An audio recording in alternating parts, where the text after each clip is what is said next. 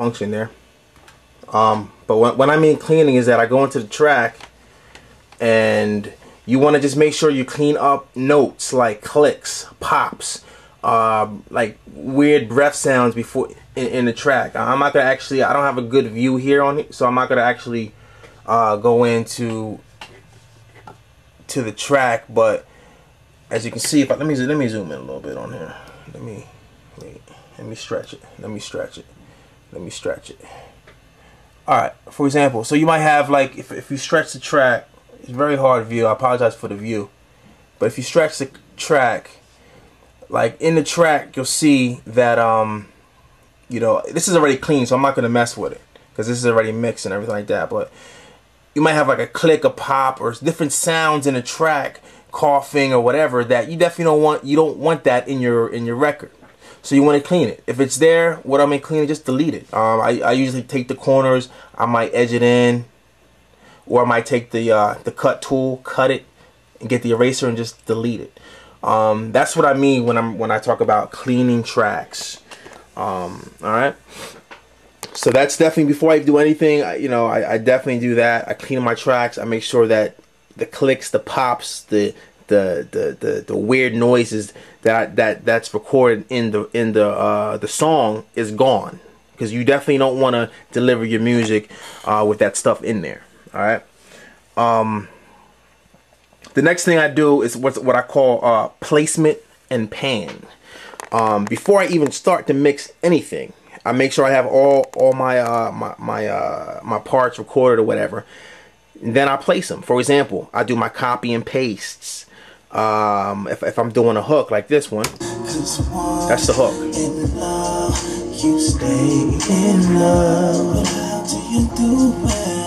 See, that's the hook, right?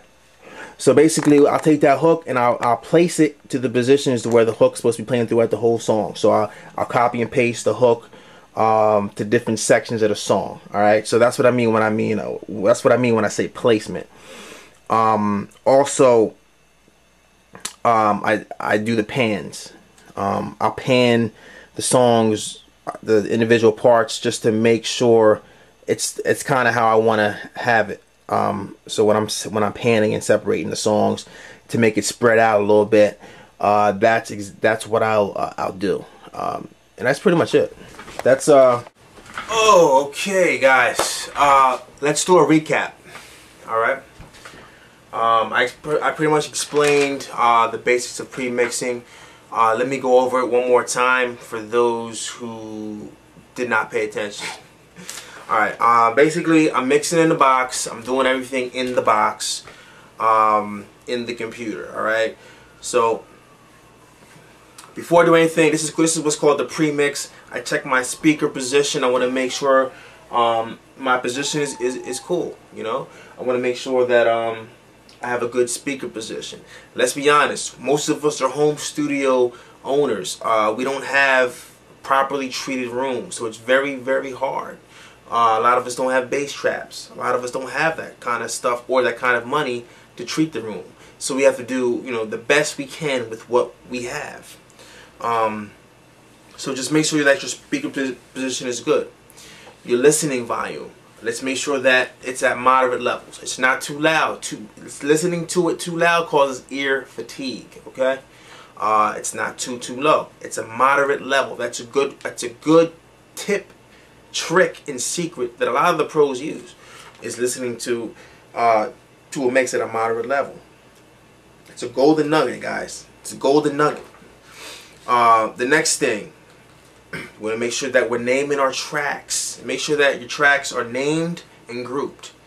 Got to do that. That's important. That's what's called organization. You have to have your tracks organized, because you don't want your tracks all over the place when you're mixing, trying to find what sound is this, what sound is that. You'll know what sound it is because you named it. Oh, that sounds too loud. Oh, that's a snare. The snare is too loud. Let me turn that down. If not, you have to solo each track to figure out which sound's a snare. Name your tracks. It's going to make your life a lot easier. The next thing we talked about was cleaning. Make sure that you're cleaning your tracks.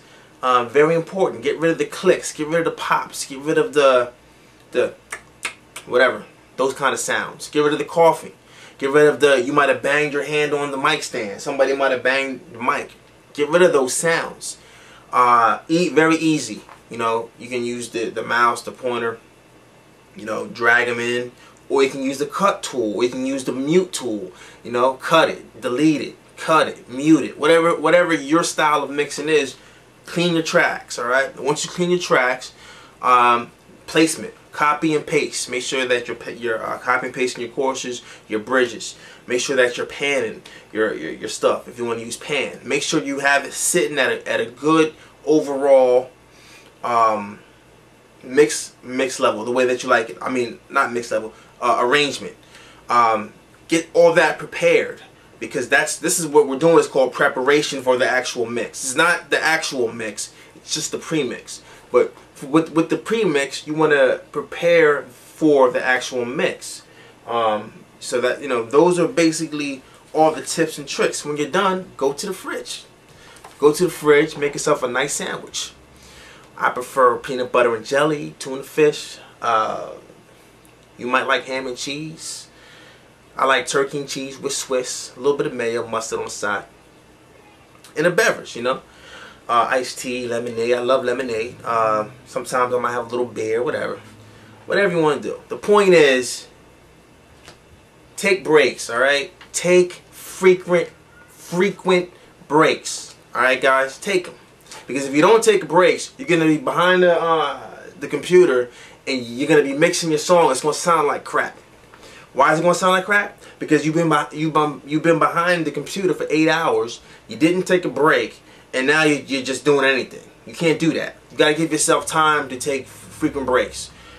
Grab something to eat. Watch a little TV. Watch a movie. Play your PlayStation. Whatever you do. Whatever floats your boat, do it. Alright? Do that. Take breaks. And then come back and mix. You do that, you're giving yourself fresh ears. You want fresh ears when you mix. It's called golden ears. Not everybody has them. But those are ways that you can get them. That didn't even make sense, but golden ears are people that are born with the ears to engineer. Not everybody has that skill and ability, but you can definitely practice at it. All right, guys. So I hope you guys learned something from this. Remember, this is not the actual mixing tutorial. It's the mixing 101, the pre-mixing. I will be mixing. As I mix my songs for my Spaceman EP that's dropping, I will be doing some tutorials on what I'm actually doing to show you guys what I'm mixing. You know, how I'm mixing. Mixing, engineering, it's a tough game. It's a tough ball game. I mean, if you can afford to go to a pro studio and have a professional engineer mix your stuff, I would recommend doing that. But in my case, I can't do that, and you know, I'm in too deep, so I do my own stuff. So I'm learning this stuff. So if you're like me and you have to do it yourself, or you just don't have $50, $60 an hour to give a studio because you just don't have the money like that to do it, this is the way to do it. You just gotta teach yourself, learn. All right, learn how to do it. You can definitely do it.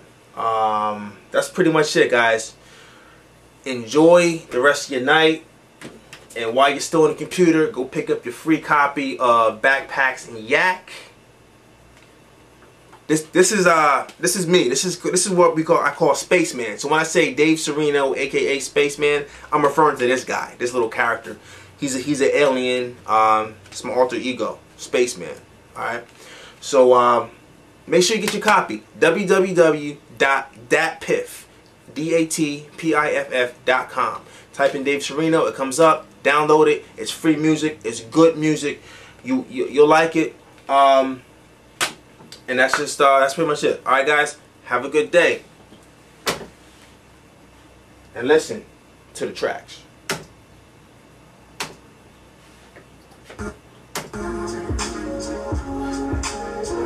Even though I do. Hear that? You hear that? Even though I do. I told myself don't fall in love.